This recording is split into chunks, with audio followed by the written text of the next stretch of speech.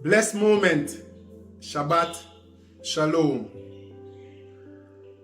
This is the day that the Creator has made. Today I decide to rejoice and be glad in it. It's of the Lord's mercy that we are not consumed. His compassions fails not. Great is His mercy towards us. Today we are basking in undeserved mercy, undeserved grace.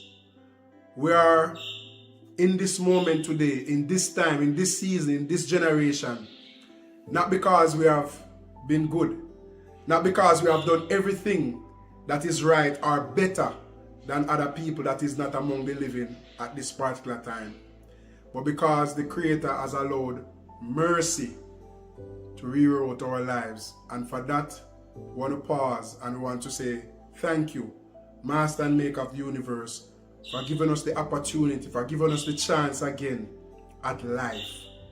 And my prayer and my desire is that as a people, for those who get the opportunity to listen to this live broadcast, that you utilize the chance that has been given at life to live a life that is godly and circumspect before the Creator, the Master and the Maker of the universe, the sovereign God, who is all-knowing, all-powerful, great and mighty,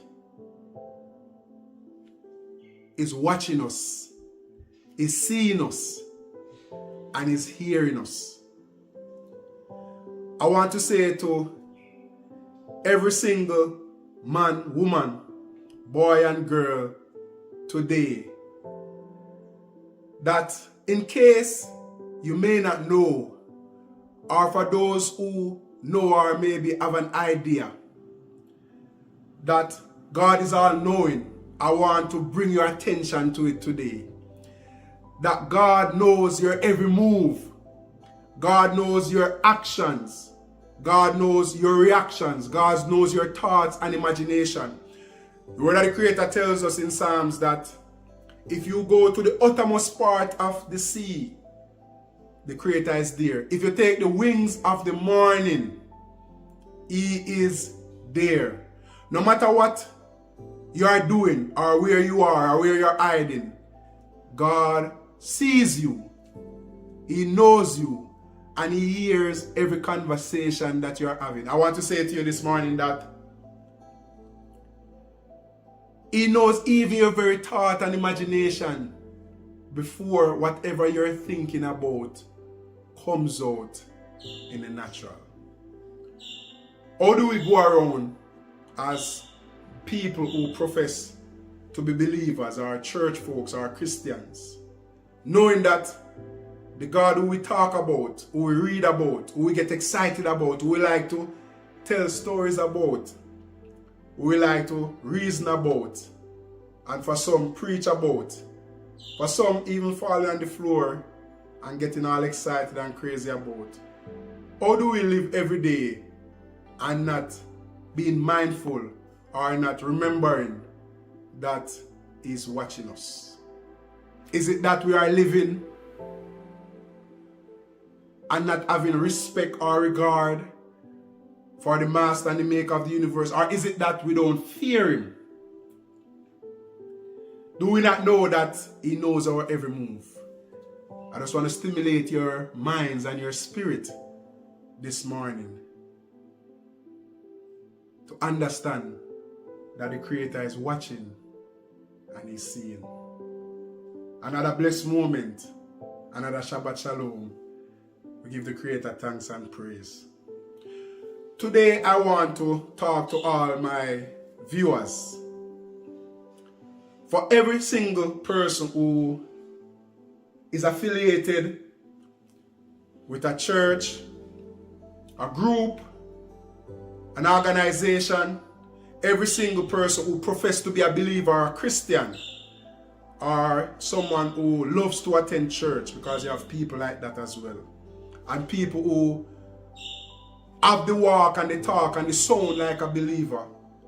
I want to say to you today, stop being a part-time believer when being a believer is a full-time job. God does not want any part-time believer.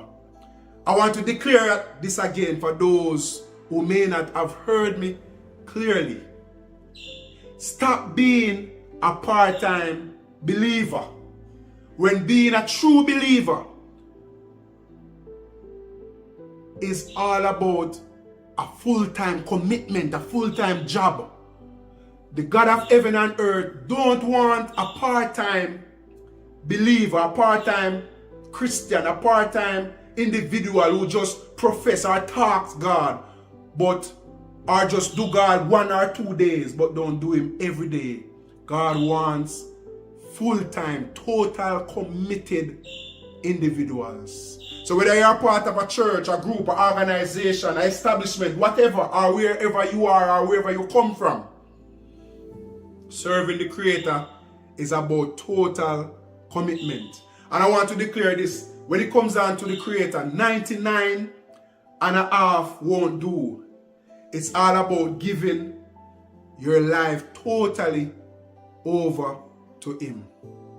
It's easy to go around and profess to be a believer. It's easy to go around and talk,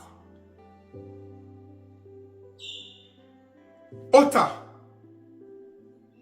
make decorations, sing, shout, dance, do all the things that mimics the life of a true believer.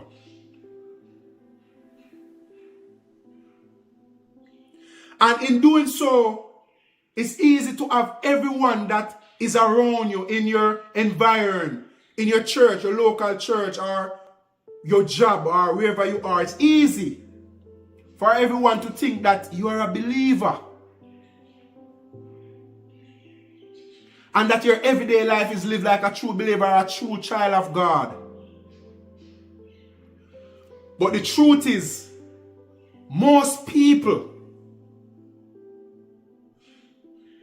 only operates on 2 specific days during the course of the week. And I want to make this clear. Again, I say it's easy to talk or to attire or to put on these garments or these clothing, the big hats and the long dress and the sparkling things all over the dress and the matching outfit. It's easy to go around and do all these things, and the high heels and the jacket suit and the attaches and the Bible under the arm and these big bags. It's easy to go around and to do all these things, and it looks like you are a true believer, and it looks like you are functioning like a believer on certain specific days. The truth is, these people who operate like this often only operate like this on a Saturday and on a Sunday. Can somebody say amen this morning? Again, I declare, and I want you to bear with me, the Creator don't want any part-time believer. Stop being a part-time believer when you are called to full-time service. So again, I say it's easy to talk the talk. But people, many a times, who often do these things only operate on a Sunday and a Saturday. You might be saying, what are you talking about, preacher?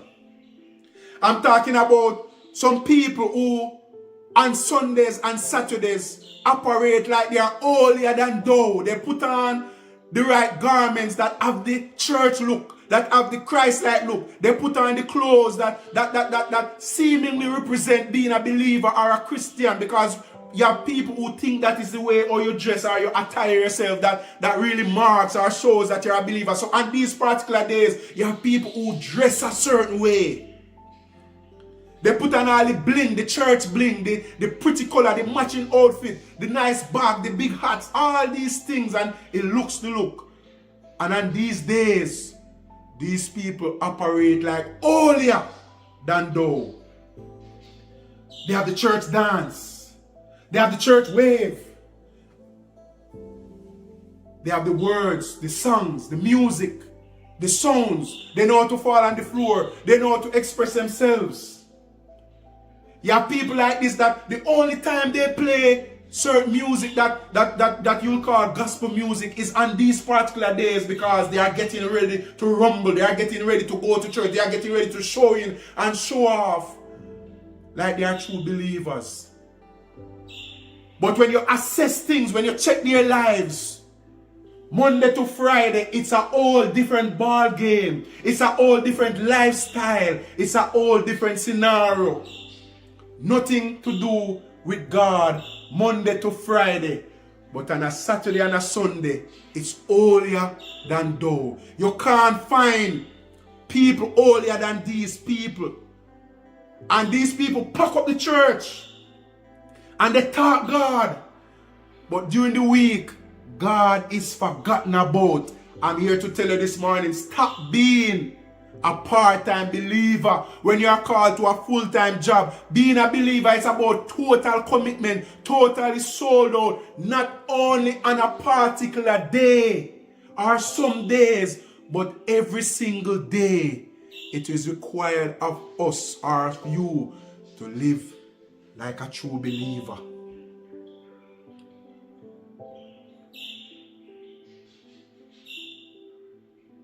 The reason for this kind of behavior is that people are freestyling. So on a Saturday and a Sunday, they come and they do all the church. The church, or I want to put it, no, the appearance of church. And the freestyle, they live like this. But the lifestyling part that says, walk circumspect, live circumspect, walk godly, live godly, is not what is being portrayed every single day. And there's a big difference between freestyling and lifestyling. Lifestyling is about being totally committed to what the word of the Creator requires of us, or what we should live by. And it's important for us to understand that it's easy to get caught up in living a part-time life. Easy, because there are so many variables that contribute to that. It's important to live a believer's lifestyle every single day and not to take what you'll call, quote-unquote, recession, rest period, or simple a break. What am I talking about? Do you know that many times when one is professing to be a believer, when situation or circumstances come, God is not remembered. The holy and thou attitude is not remembered. The godly walking and the godly talking and the circumspect lifestyle is not remembered in certain moments, because in that moment I don't have that feeling anymore. I don't feel like I want to live like a godly person today. I don't have that feeling. These people are bothering me and I'm going to tell them my mind. So I'm going to park God for a moment and I'm going to talk to them a certain way, because I think they can step on me and they can deal with me a certain way. So God, hold on for a second. Let me deal with them. Let me take up things in my own hand, and you park God for a moment. I don't remember that you can't switch on and switch off. Deal with God when you feel like.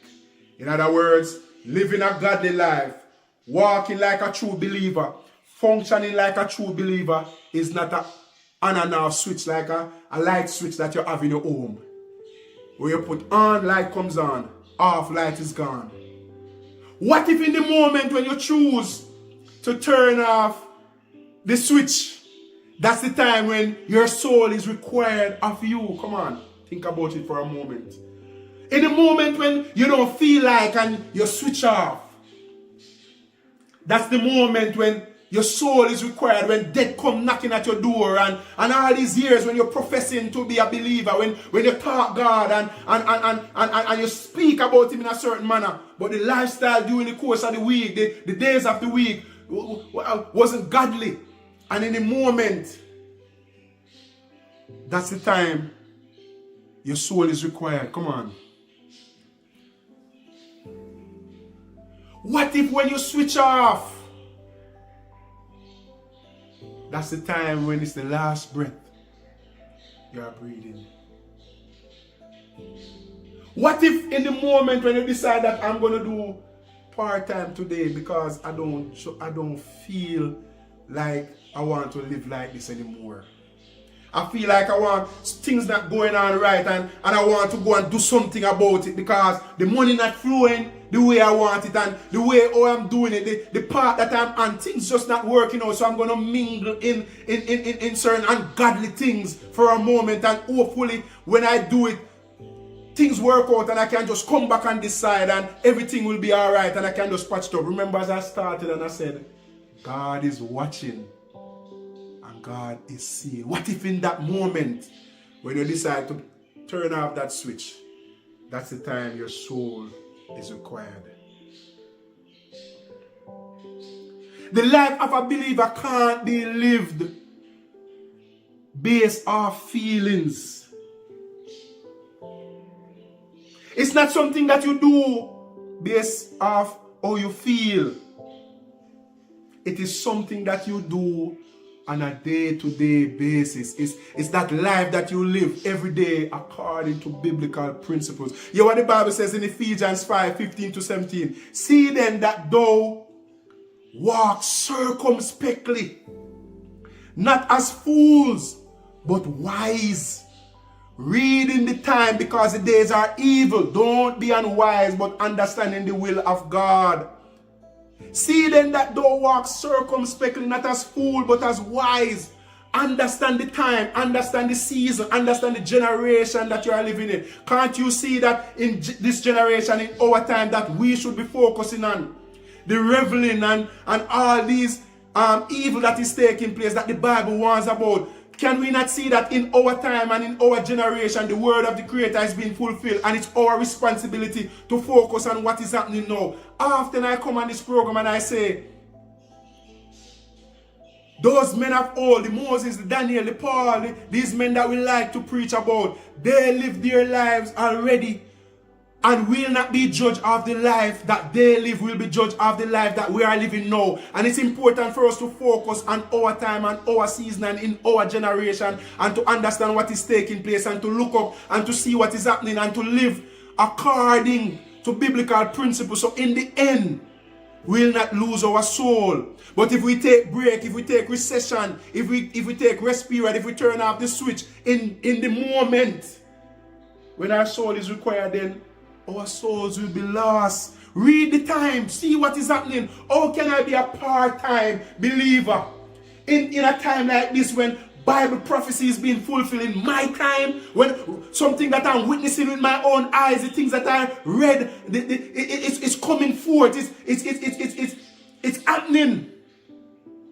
Oh, I'm seeing what is happening, and the Bible is warning now that I should be wise. I should understand. I should read the time. I should see what is taking place, and I should not operate like an idiot. I should not operate like a foolish man.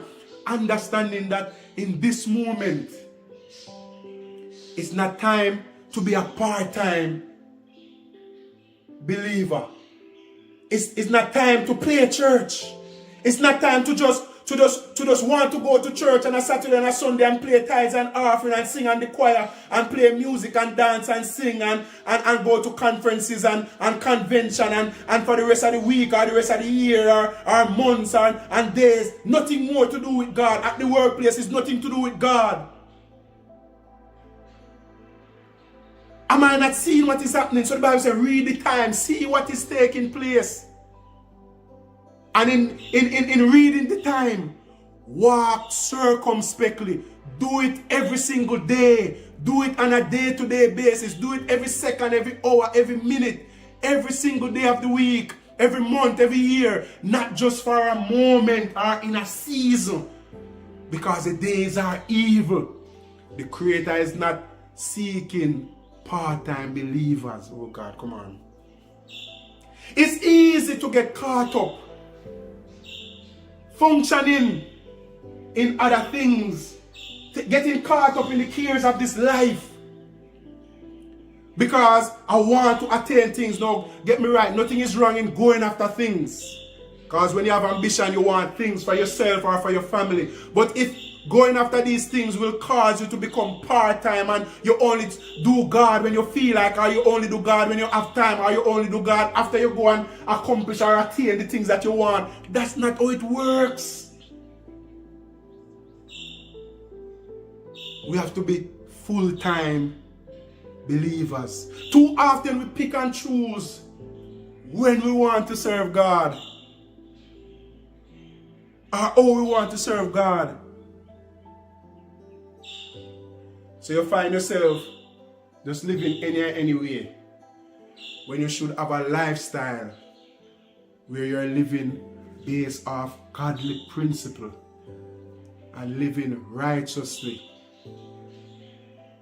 pure and holy before the Creator. Now it's our responsibility to know and to understand that we are called to live a life that is pleasing to the Creator, not just where everyone can see us, but also in private. What about the private lifestyle that you are living? Is it a lifestyle that is representing godly principle? Is it a lifestyle that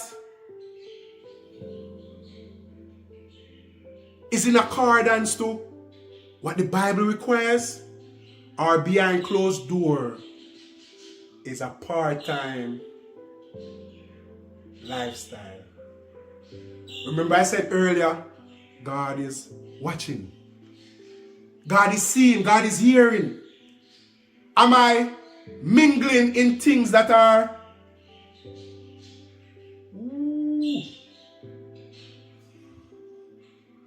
not godly?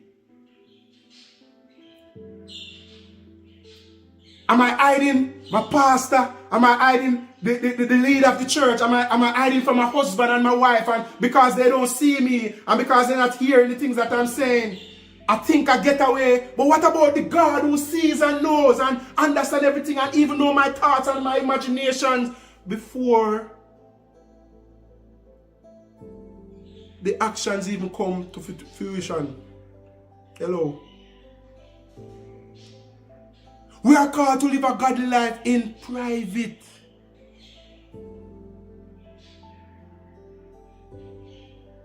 What about the cheating and the husband? You don't think God's seeing? What about the cheating and the wife, and then I go to church on a Sunday and I do the holy wave?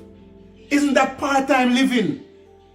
Isn't that professing to be a believer on a Saturday and a Sunday, but during the week I'm locked away with the side chick? Come on. I'm locked away because things not going on so nice in the home, and somebody has given me the attention that I need, and as a result of that I part in God and I'm going to take a little chance. Monday, Tuesday, Wednesday, pastor not seeing me, and my husband not going to find out because I parked the car at work and I go on my lunchtime, and my wife not going to see because I left the car somewhere else and I took a taxi or an Uber or whatever. But isn't God seeing you? Isn't God hearing the plans or the thoughts? What if in this moment when you decide to do some part-time living, again I say, that's when your soul is required. What does it profit a man to take risk, to take chance, to gain the whole world, to go after the things of this world, to turn off the switch in this moment? And that's the time when your soul, your soul is required of you. What if in that moment life is taken away. Remember the Bible says your life is like a vapor. Today you appear for a moment and tomorrow you are gone. No man knows the hour or the minute. How can I take a chance? Turning off the switch. Living part-time.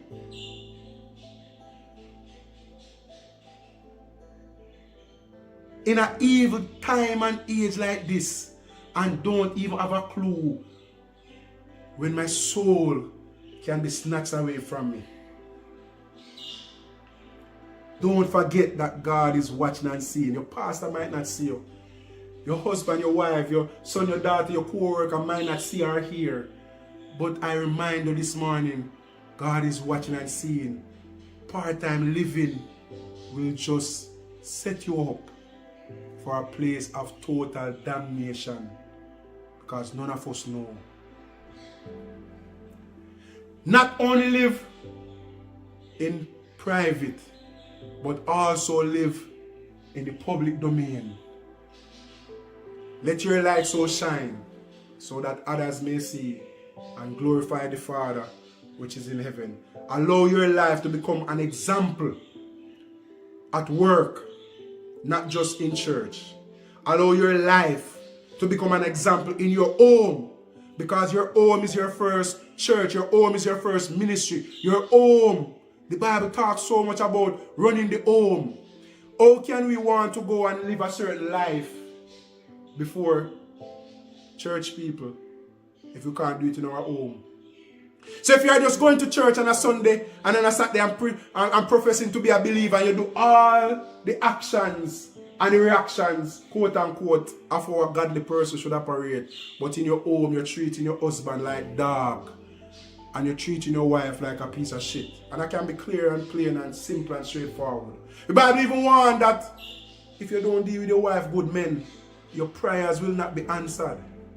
So it doesn't make sense to go to church or all these gatherings, the conferences and the conventions and all the events that are planned, and you have all the looks, man, the sounds, the dressing. But the lifestyling is different from what you are professing. Do you know that these great men that you love to talk about or preach about or reason about, they were totally committed to the master and the maker of the universe, and they were not freestyling, they were lifestyling, they were living a godly life, they were walking circumspectly. To the point where some say, even if I don't see what was spoken of, I'm going to hold on till the end. And some say, though I see what was spoken of afar off, and I may not get the chance to hold on to it or partake of it, I'm going to hold on to the end. Total commitment, total sold out, total surrender, living a godly life daily. But in your own home, if you only go to church and behave and sound and look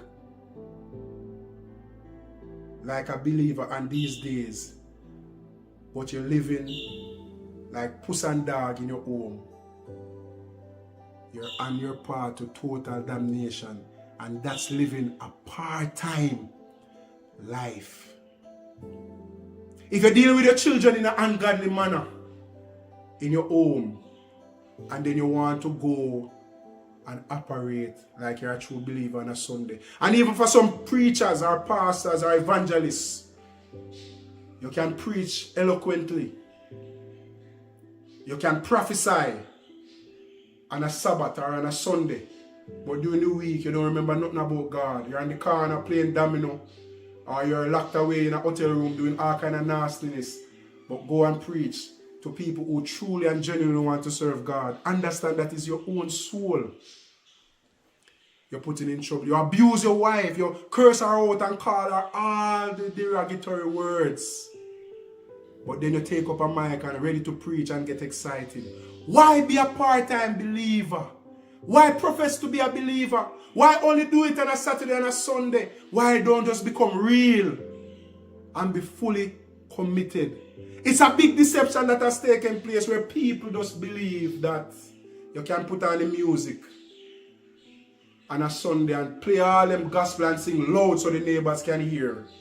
shout and dance and clean on the house and put on the rice and peas and cook and show and tell all the children that go to Sunday school and I'll see you, or Sabbath school, and I'll see you in service, and you get ready and you board the taxi or you drive your car and you go and you do all the fandangles that look like a believer.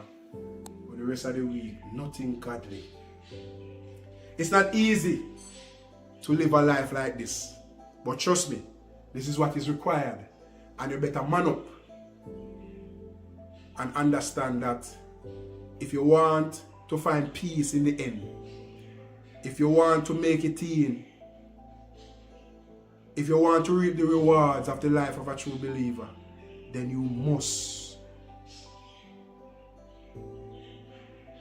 do what you are required to do, and that's living godly every single day and not just 2 specific days of the week. And of course you have some people that